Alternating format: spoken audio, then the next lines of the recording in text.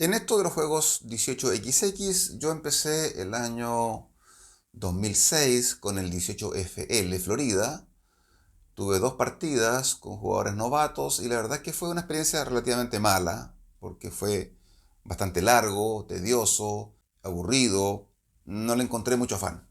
Este año 2022 empezamos con 1830 y la verdad es que cambió radicalmente la experiencia. Y eso me ha llevado a adquirir otros juegos como el 1846, respecto del cual también tengo videos, incluso partidas completas. El 1862 todavía no jugado. El 1848 todavía no jugado. El 1849, que tengo que hacerle un unboxing. Y el 1882. ¿Por qué elegí este? Porque la recomendación decía que era un juego en el estilo del 1830.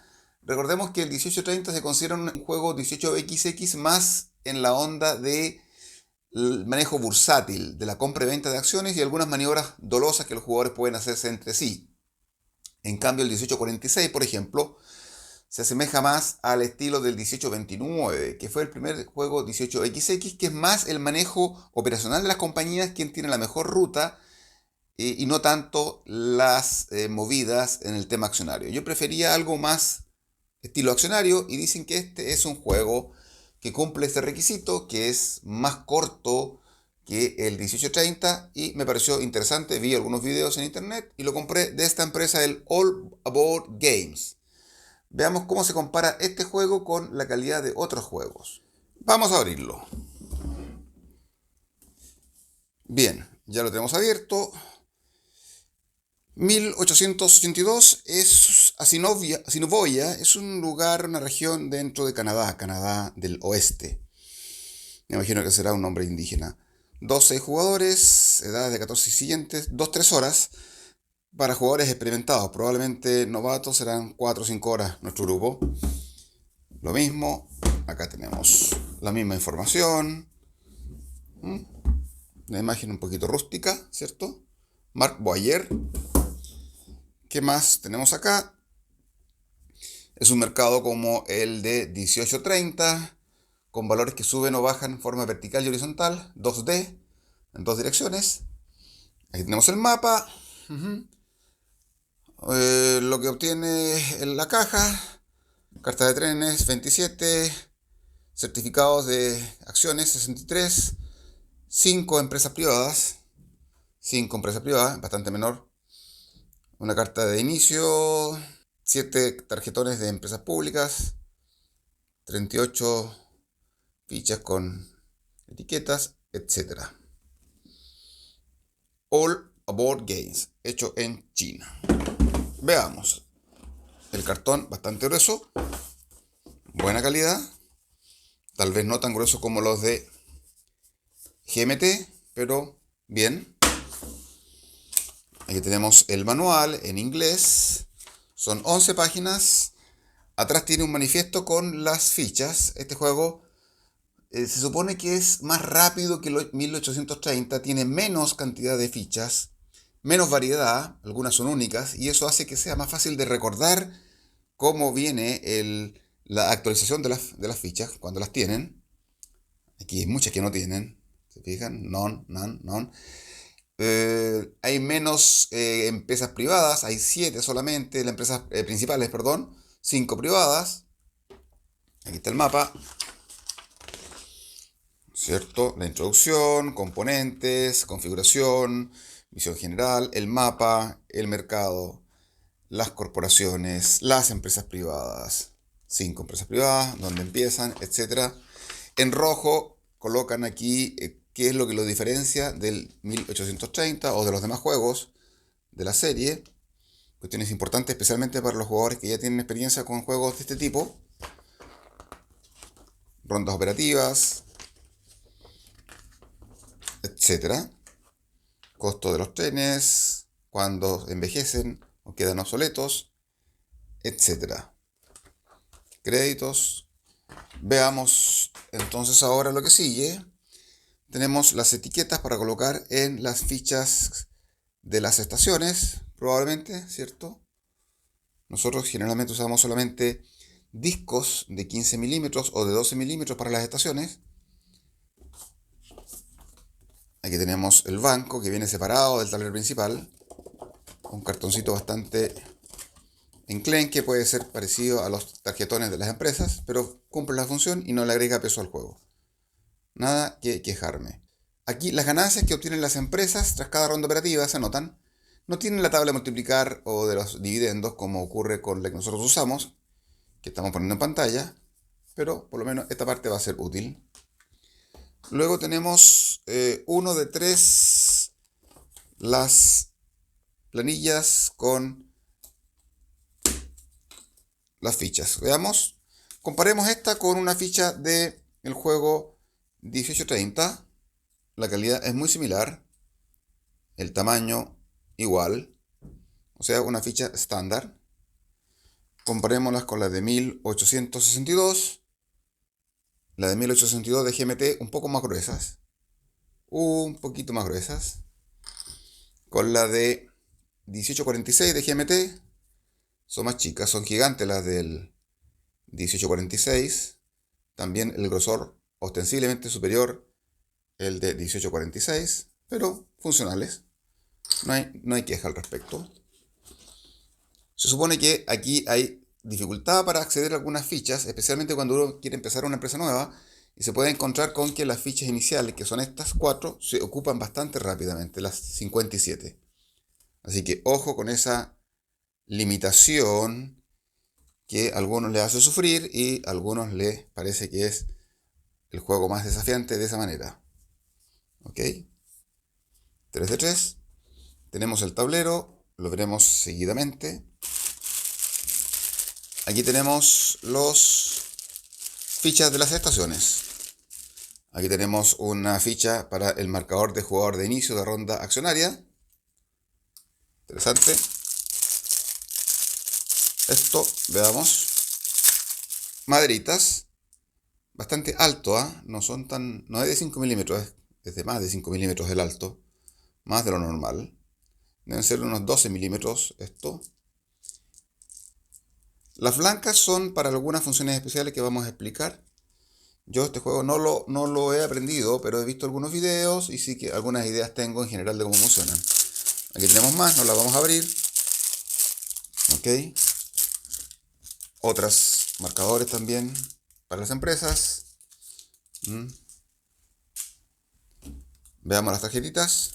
Ok. Aquí tenemos para la selección de la mesa, el orden en que los jugadores van a sentarse en la mesa. Puede usarse como que no también las privadas. P1, P2, P3, P4, P5. Son bien chiquititas las cartas, más chiquititas que la normal diría yo, ¿eh? Pero la calidad es excelente. Tiene como un estilo como de hilada, ¿eh? Atrás viene con una explicación más detallada. Excelente también, ¿eh? Está en inglés, pero es un inglés sencillo.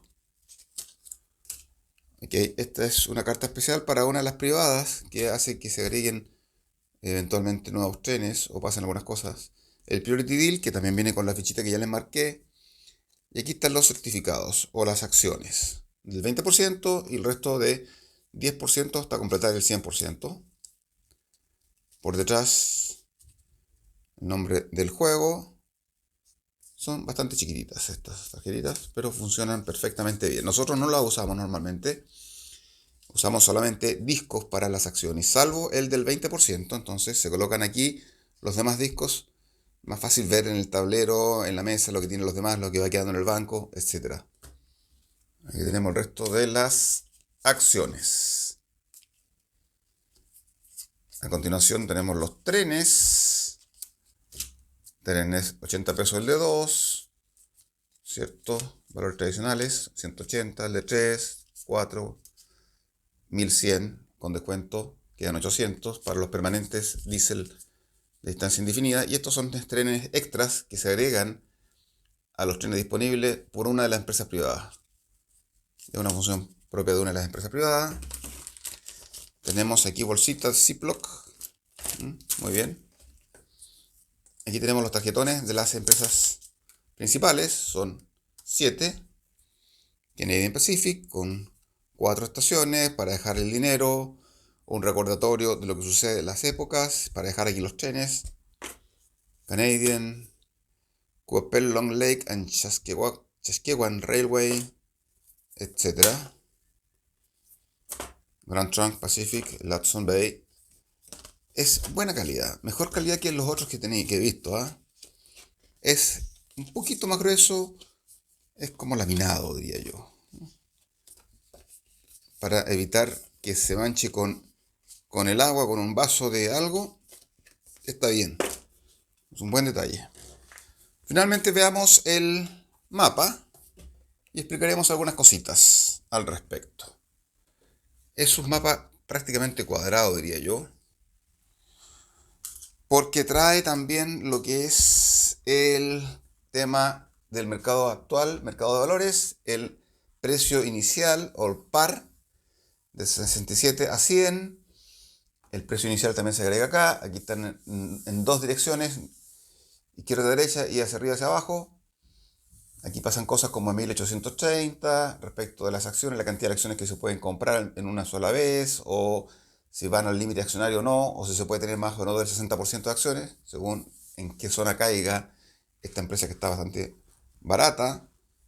Las rondas operativas, hasta 3 rondas operativas, eventualmente la ronda accionaria. Información sobre la cantidad de jugadores y el capital inicial, 2 jugadores, 900 pesos iniciales y 20 certificados, con 3, 600 y 14, etc. Con 5, 360 y 10, el banco siempre son 9.000 pesos versus los 12.000 de 1830. Para que la empresa empiece a operar, el 60% tiene que estar colocado entre los jugadores. Acá tenemos el sector para colocar los certificados o los discos, ¿cierto? Ahora en el tablero vemos algunas cositas especiales. Estas líneas es un río que cuando alguien conecta o coloca la segunda hexágono para conectar a ambos sectores, hay que pagar lo que se indica aquí, 40, 20 pesos, dependiendo de la profundidad del río aparentemente. Estos iconos en color lila denotan un sector que desaparece del tablero, cuyas losetas se sacan cuando ocurre un determinado evento. Aquí tenemos una zona azul que es especial porque funciona como las zonas rojas externas, zonas que dan estos valores 20 o 30 cuando estamos en la época del café, pero que no cuentan para el límite del tren. Por ejemplo, si una persona tiene un tren de 2, podría conectar esto con esto, y igual lo puede lograr porque no cuenta el límite.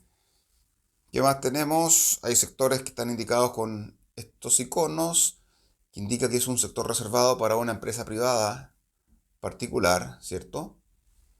¿Qué más hay por acá? Lo mismo, algunas fichas ya empiezan dibujadas en el mapa. Esta no es una ficha que yo coloqué, sino que está pintada. Puede ser mejorada, por supuesto, en la época verde. Ciudades dobles, doble O, precisamente también vienen en amarillo. Costos para cruzar, ahí hay un río, mucho río en esta zona de Canadá aparentemente. Aquí está Assiniboia, donde empieza la empresa negra, la Grand Trunk Pacific. Ok, ¿qué más? Aquí también para una privada, para otra privada.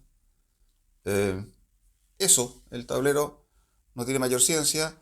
Ahora hay también aquí un bono de 100, y también arriba de 100 cada vez que se conecta esta ciudad, cualquiera de ellas, con la que está más a la derecha, al este, la Hudson Bay, obtiene ese bono. Ok, la calidad excelente, por un solo lado, nada que decir, impecable, nada que envidiarle a los tableros de la GMT. Diría yo que es un diseño un poquito más espartano, un poquito más minimalista, a pesar de la gran cantidad de información que tiene, pero por ejemplo la de Look at Games con 1830 diseñaba un poquito la montaña, dibujaba un poquito más, era un poquito más artística. Aquí es menos artística, pero más eficiente, lo mismo que las coordenadas para ubicar las piezas en el tablero. Decíamos que habían unos discos de color blanco, que una de las funciones que tienen los jugadores, la posibilidad que tienen los jugadores es en su turno colocar uno sobre una ciudad, por ejemplo acá, y queda esa ciudad neutralizada, es decir, como si estuviera siempre blanca. Por lo tanto, todas las empresas pueden pasar por ahí.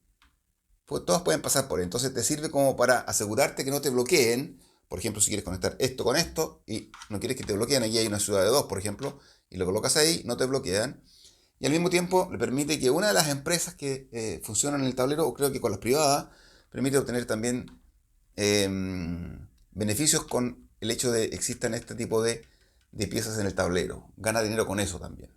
Incluso uno de las privadas también, cada vez que alguien tiene que pagar por un río, le entrega dinero al dueño de esa empresa privada o a la empresa que es dueña de esa empresa privada. Bueno, así que eso es 1882. Próximas semanas o un mes o un par de meses más veremos cómo es este juego. Haremos un tutorial, haremos una video sesión completa, haremos comparativas, haremos también dudas y preguntas frecuentes o errores comunes que se cometen con este juego, como ya hemos hecho con el 1830.